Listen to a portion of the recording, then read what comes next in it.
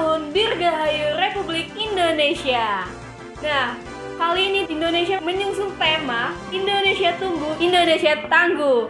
Nah, para gadget lovers yang ada di rumah, selamat Hari Kemerdekaan Republik Indonesia nih. Di tahun 2021 ini, memang banyak banget yang udah menjelaskan cerita-cerita dari para pahlawan kita nih, tokoh pahlawan kita. Nah, dari sebanyak tokoh pahlawan kita, mana sih yang kalian belum dengar kisahnya atau terasa asing nih? Untuk kisah-kisahnya kita rangkum di Hari Kemerdekaan 2021 kali ini dengan menyusun tema pahlawan dengan kisah yang jarang terekspos. Tunggu dulu nih, kayaknya HP Faras nih lowbat nih.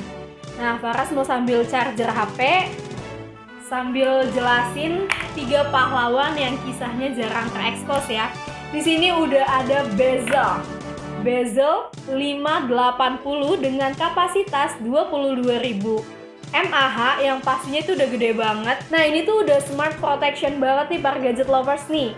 Sudah LED baterai indikator dan flight friendly pastinya. Dan di sini sudah menggunakan micro input dengan kapasitas 1 ampere dan output 1 dan 2-nya 1 ampere. Kita lihat nih, kebetulan kali ini mau warna hitam karena menyesuaikan dengan handphone Faras yang warna hitam.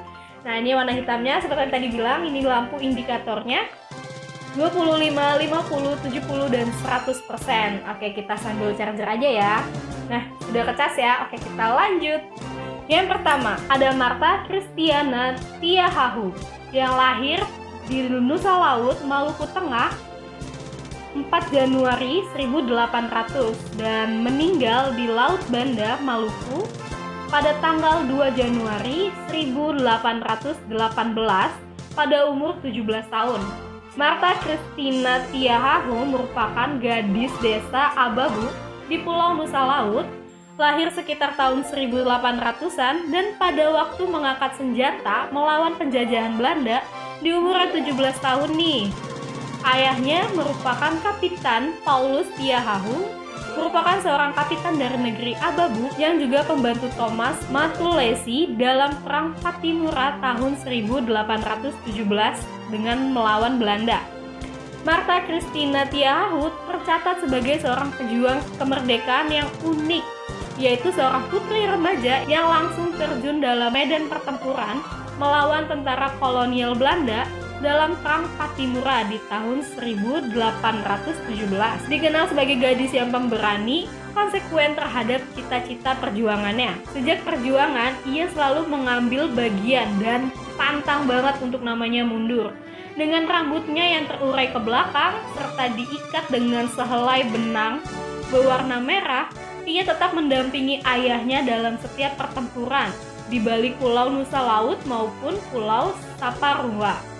Siang dan malam ia selalu hadir dalam pembuatan kubu-kubu pertahanan. Ia bukan saja mengangkat senjata, tetapi ia juga memberi semangat kepada kaum wanita di negeri-negeri agar ikut membantu kaum pria di setiap medan pertempuran. Sehingga Belanda kewalahan menghadapi kaum wanita yang ikut berjuang. Di dalam pertempuran yang sengit di desa Owu, Tenggara Pulau Saparua, yang tampak betapa hebatnya Sri Kandi ini menggempur musuhnya bersama para pejuang rakyat. Namun akhirnya tidak seimbang dalam persenjataan, tipu daya musuh, dan pengkhianatan. Para tokoh pejuang dapat ditangkap dan menjalani hukuman. Ada yang harus mati digantung dan ada yang dibuang ke Pulau Jawa. Kapitan Paulus Tiahahu divonis hukum mati tembak. Di kapal perang Everstein, Martha Christina Tiahahu menemui ajalnya. Dan dengan penghormatan militer, jasadnya diluncurkan di Laut Banda menjelang tanggal 2 Januari 1818 untuk menghargai jasa dan pengorbanannya. Martha Christina Tiahahu dikukuhkan sebagai pahlawan kemerdekaan nasional oleh pemerintah Republik Indonesia. Yang kedua, Maria Walanda Maramis merupakan tokoh pergerakan nasional yang bergerak di bidang pengembangan wanita pada abad 20. Maria disebut sebagai R.A. Kartini dari Minahasa.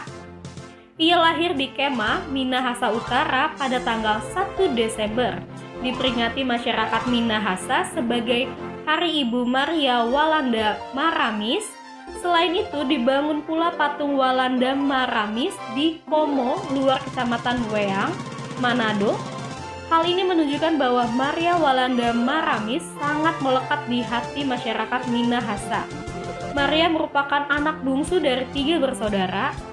Saudara laki-lakinya yang bernama Andreas Maramis yang nantinya terlibat dalam pergolakan memperjuangkan kemerdekaan Indonesia. Maria menjadi yatim piatu berusia 6 tahun karena orang tuanya jatuh sakit lalu meninggal dunia. Maria dan 2 saudaranya kemudian diasuh oleh paman mereka, Rotin Sulu, dan memasukkan Maramis bersaudara ke sekolah Melayu di Maumbi. Rotin Sulu adalah orang yang cukup terpandang di sana, sehingga ia memiliki banyak teman dari Belanda. Secara tidak langsung, hal ini membuat Maria juga bergaul dengan orang-orang Belanda tersebut dan sangat membuka wawasannya. Ketika berusia 18 tahun, Maria menikah dengan Joseph Frederick Chalesung Walanda, seorang guru bahasa Hispanado dari suaminya. Maria belajar banyak tentang keadaan masyarakat di Sulawesi. Pada tahun 1917, Juli dibantu oleh suami dan teman-temannya. Maria mendirikan organisasi Pikat atau percintaan ibu kepada anak turunannya yang bertujuan untuk memberi pendidikan pada kaum perempuan tentang rumah tangga, misalnya memasak, menjahit, merawat bayi, dan sebagainya. Pembentukan organisasi ini didasari pikiran Maria yang percaya bahwa perempuan adalah tiang keluarga, di mana pada merekalah masa anak-anak bergantung. Pemikiran-pemikiran Maria ini tentang sosok perempuan dituangkan di harian Gahja Siang. Pikat yang semulanya hanya di daerah sekitar Maria kemudian berkembang ke daerah lainnya. Tondano, Gorontalo, Poso, Batavia, Bogor, Surabaya, Balikpapan, dan sebagainya. Pada tanggal 2 Juli 1918 di Manado didirikan sekolah rumah tangga untuk perempuan-perempuan muda, yaitu Wishon School Pikat. Untuk menambah pemasukan bagi organisasi, Maria berjualan kue dan hasata karya. Semangat dan kerja keras Maria mengunggah hati orang-orang terpandang untuk berdonasi.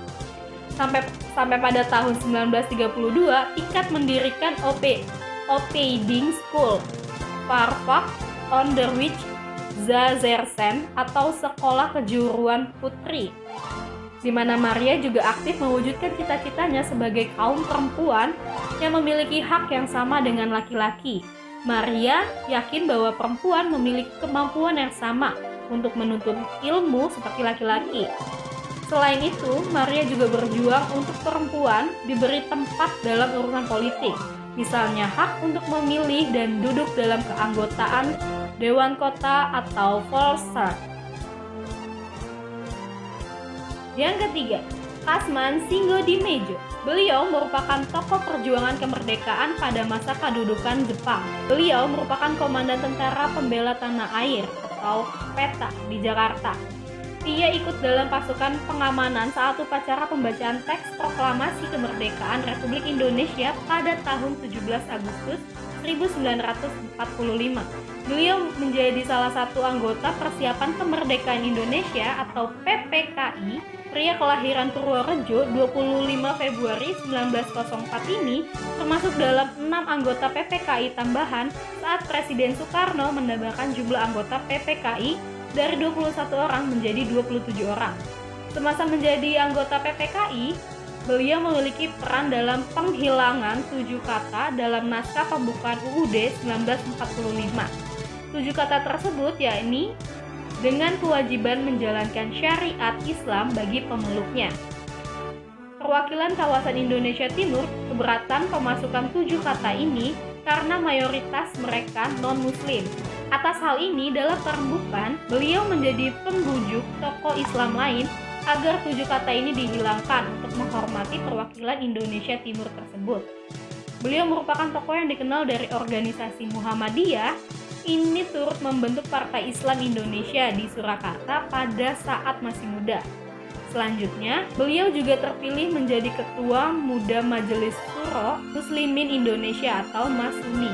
Setelah kemerdekaan Indonesia, beliau diangkat menjadi Ketua Komite Nasional Indonesia Pusat atau KNIP pada tanggal 29 Agustus 1945. Dalam parlemen pertama Indonesia, KNIP ini merupakan cikal dari Dewan Perwakilan Rakyat atau DPR sekarang. Beliau juga pernah jadi Jaksa Agung pada periode 1945 sampai dengan 1946, menggantikan Gatot Tarumamihardja.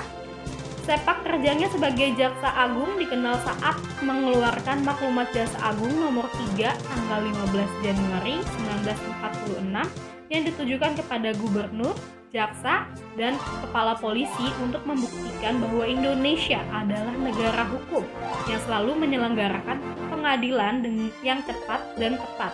Beliau juga pernah menjabat sebagai Menteri Muda Kehakiman dalam Kabinet Amir Syafruddin II dari November 1947 hingga Januari 1948.